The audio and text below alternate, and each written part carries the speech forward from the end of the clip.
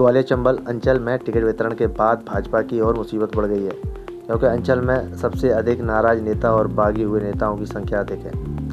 यही कारण है कि चुनाव से पहले ग्वालियर चंबल अंचल में बीजेपी कोई कोर कसर नहीं छोड़ना चाहती, ताकि साल 2018 जैसे परिणाम फिर से दोहराए न जा सकें। इसलिए अमित शाह लगातार ग्वालियर चंबल अंचल पर नज़र बनाए हुए हैं। पिछले 3 दिनों से अमित शाह मध्य प्रदेश दौरे पर हैं। वे मध्य प्रदेश में उज्जैन, रीवा, जबलपुर और ग्वालियर दौरे पर रहे।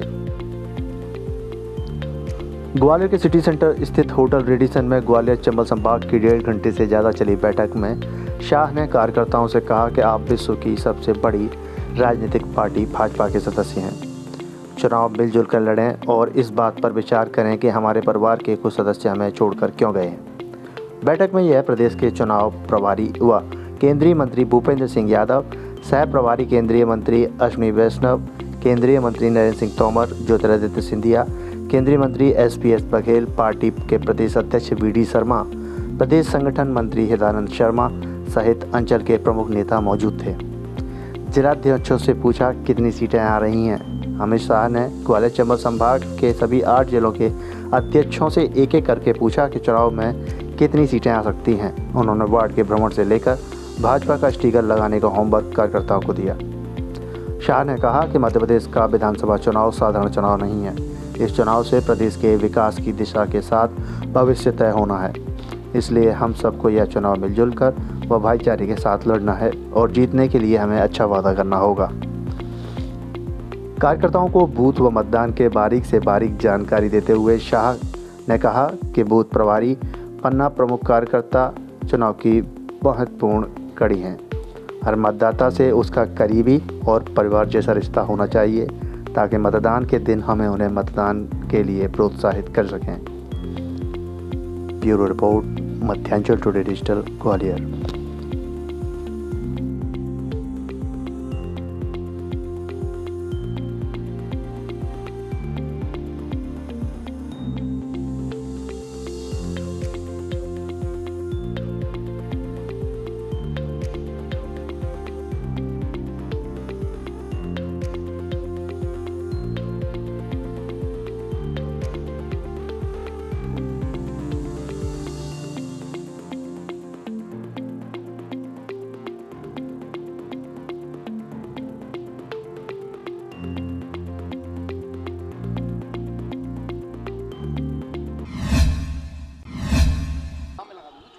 देखिए, माननीय अमित शाह जी के आने का मतलब होता है पार्टी के कार्यकर्ताओं में विजय का आत्मविश्वास भर देना। और इसलिए आज की जो बैठक थी ग्वालियर चंबल रीजन की, उसमें वो पूरी टीम आई जिसके कंधों पर हम पूरा मैदान में ये समर को लड़ रहे हैं। अमित जी के मंत्र तो करिश्मा दिखाते ही हैं और इसका परिणाम हमको चुनाव में जरूर दिखाई देगा। उनके दौरे का मतलब ही विजय का लक्ष्य पाना होता है कार्यकर्ताओं को। चर्चा ये भी चल रही है कि भूतरघात का सबसे आगे ग्वालियर की अंचल की 34 में से 20 सीटों पर है पार्टी को, जिसको लेकर बड़ी लंबी जंतर। नहीं, इस बैठक में हमारी जो कामकाजी चर्चाएं होती हैं बूथ बूथ तक की, वही चर्चा हुई है। इधर उधर देखने का काम हम कार्यकर्ताओं को नहीं करना है, हमको विजय पानी है, विजय और सिर्फ विजय। यही अमित शाह जी का मंत्र है। हम सब नहीं और अन्य चर्चा का सवाल ही नहीं। राम के नाम को लेकर कांग्रेस आपत्ति दर्ज करा रही है, जो बैनर पोस्टर लगाए जा रहे हैं कि राम जो लाए हैं उन्हीं को लाएंगे प्रदेश में, ऐसे बैनर पोस्टर को लेकर, उसको लेकर राम मंदिर के फोटो लगाने पर कांग्रेस को आपत्ति हो रही है, तो वो टूटे हुए बाबरी ढांचे का फोटो लगाकर प्रचार करें, रोका किसने हो। अगर राम जी से चिढ़ है तो कहीं वो कलंकित बाबरी ढांचे का फोटो रखा होगा ना उनके दफ्तर में, उसको चिपकाएं और वोट मांगे। उनको तो आपत्ति इसी चीज़ की है कि आप लोग चुनाव में आचार संहिता का उल्लंघन कर रहे हैं इसके जरिए। नहीं, जिनको खुशी नहीं है वो राम मंदिर का फोटो कैसे लगा सकते हैं। जिन्होंने खून बहाया, जिन्होंने पसीना बहाया, वो राम मंदिर की खुशियां मना सकते हैं। चुनाव में बिल्कुल कहेंगे हम इस बात को, लेकिन जिन्होंने अदालतों में जाकर अपने वकील खड़े किए राम मंदिर रुकवाने के लिए, उनकी पीड़ा को हम कैसे दूर करें। ये तो पूरा राम भक्त जानता है प्रदेश का। इस बार सलमान खुर्शीद और कमलनाथ का कहना है राम सबके हैं, लेकिन राम की प्राण प्रतिष्ठा जो की जा रही है उसमें केवल भाजपा के लोगों को बुलाया। नहीं, मैं कोई प्रवक्ता नहीं हूँ तीर्थ क्षेत्र न्यास का, लेकिन मैं एक राम भक्त के नाते न्योता दे रहा हूँ कि जिनको आपत्ति है वो भी आए और वो दिल्ली से माता जी को भी लेकर आए 22 जनवरी। कोई रोकेगा क्या उनको? जरूर आना चाहिए और अभी उनको ऐलान करना चाहिए कि हम बाबरी ढांचे के सरयू बहने की खुशी उस दिन मनाएंगे, हम राम जी के गर्भगृह में प्रतिष्ठा होने की खुशियाँ मनाएंगे। ये कांग्रेसी करें और कांग्रेसियों की राजमाता करें, आपत्ति क्या है? कांग्रेस ये आरोप भी लगा रही है कि आप लोग सनातनी शब्द को लेकर लगातार सवाल उठा रहे हैं। राहुल जी पर सवाल खड़े करते हैं वो सनातनी नहीं है, इंदिरा गांधी जी सभी लोगों पर।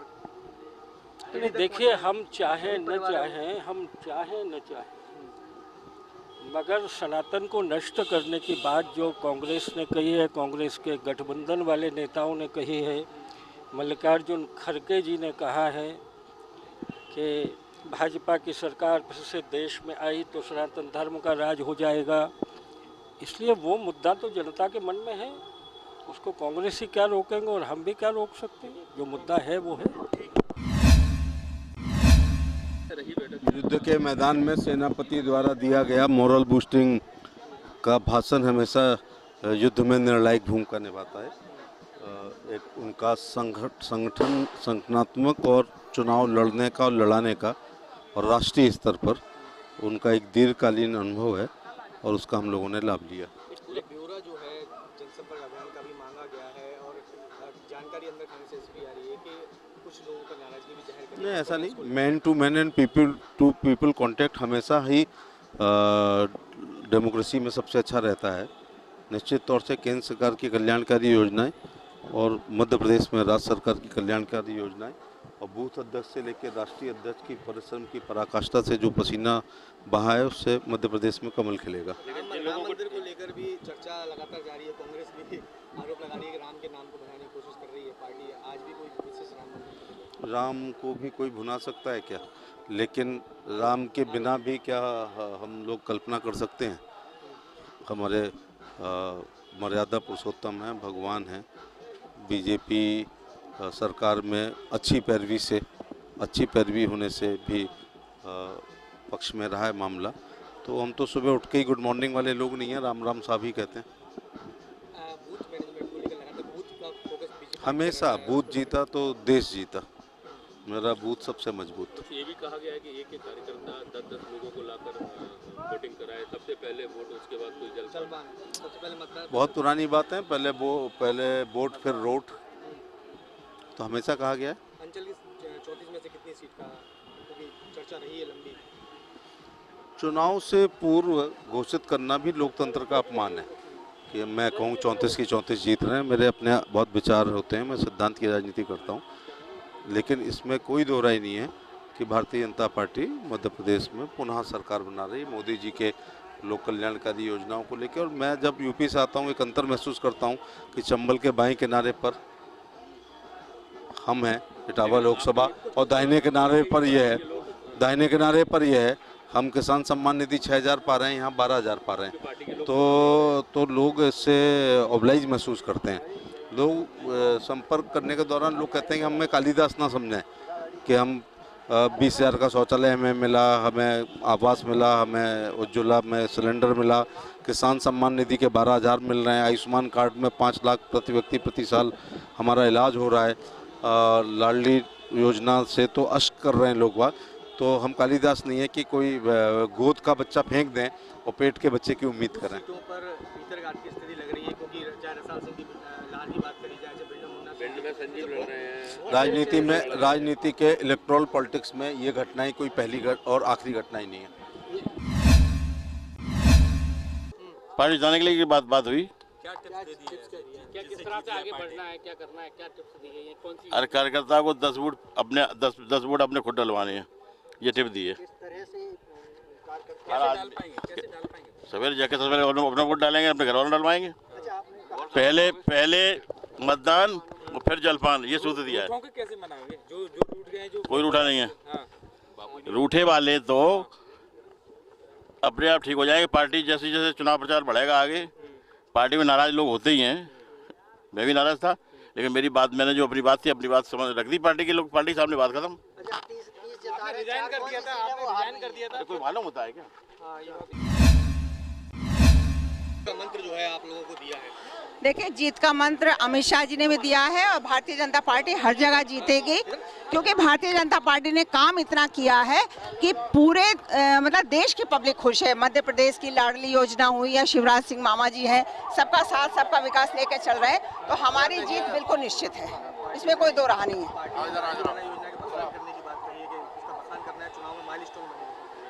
नहीं, पार्टी का जब काम इतना कर रही है, हमें कहने की जरूरत नहीं, जनता अपने आप जानती है। महिलाओं को शौचालय दिए, जो आज तक महिला बेचारी जंगल में जाती थी, प्रधानमंत्री आवास योजना के अंतर्गत गरीबों को आवास मिले हैं, तो ये सब जब बहनों के पास सामान पहुंचा है तो बहनें तो अपने आप ही वोट देंगी और पूरी जनता वोट देगी, है ना।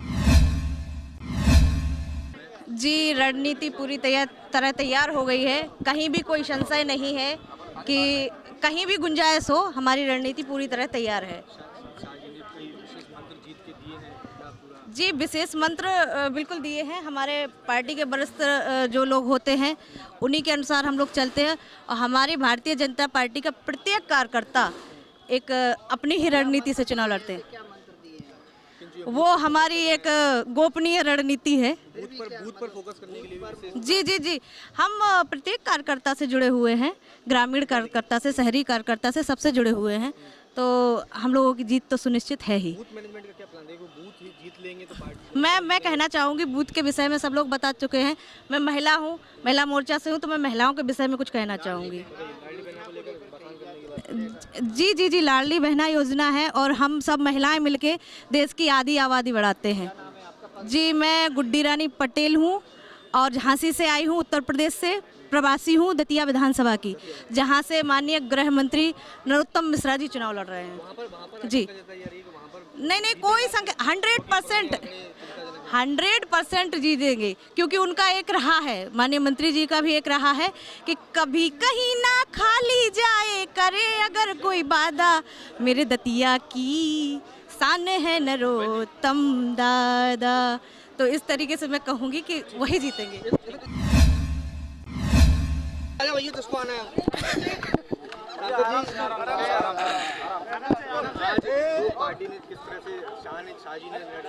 देखिए, अमित शाह जी का हम सभी कार्यकर्ताओं को मार्गदर्शन मिला है, और निश्चित ही आप सभी जानते हैं कि 18 से अभी में बहुत अंतर आया है। इस मध्य प्रदेश में अनेक बड़े जनप्रतिनिधि भारतीय जनता पार्टी में जुड़े हैं, और निश्चित ही इससे भारतीय जनता पार्टी को और मजबूती मिली है, और इस बार कम से कम हम 150 सीट से ऊपर लेने वाले हैं और पूर्ण बहुमत की सरकार बनने जा रही है। जनसंपर्क अभियान का ब्यौरा मांगा है।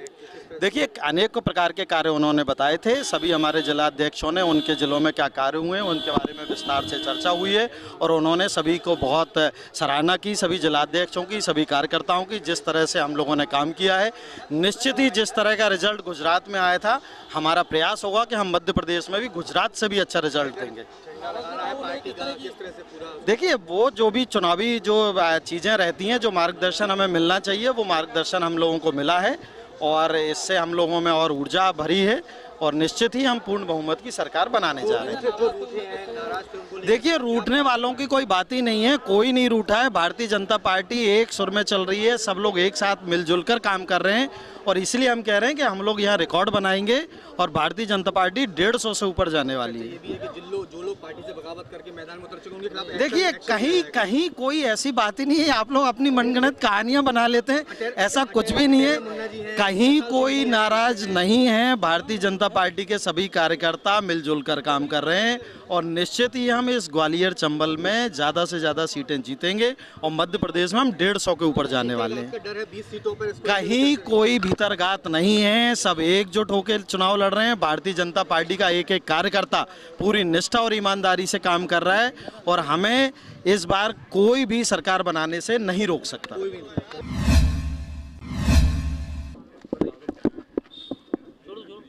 आज ग्वालियर चंबल संभाग में हमारे देश के यशस्वी गृह मंत्री माननीय अमित शाह जी पधारे हैं, और हम सभी कार्यकर्ताओं को मार्गदर्शन दिया और ऊर्जा से ओतप्रोत किया है हम लोगों को।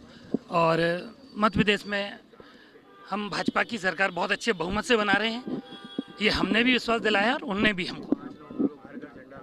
जी नहीं, वो तो एक कार्यक्रम है पार्टी का कि हमको हर घर पे झंडा लगाना है, बस 5 को। नहीं, इस तरह का अभी तो चुनाव से संबंधित नहीं, इस तरह का कोई नहीं। लाडली बहना तो सरकार की योजना है, तो वो तो जन जन तक गई हुई है।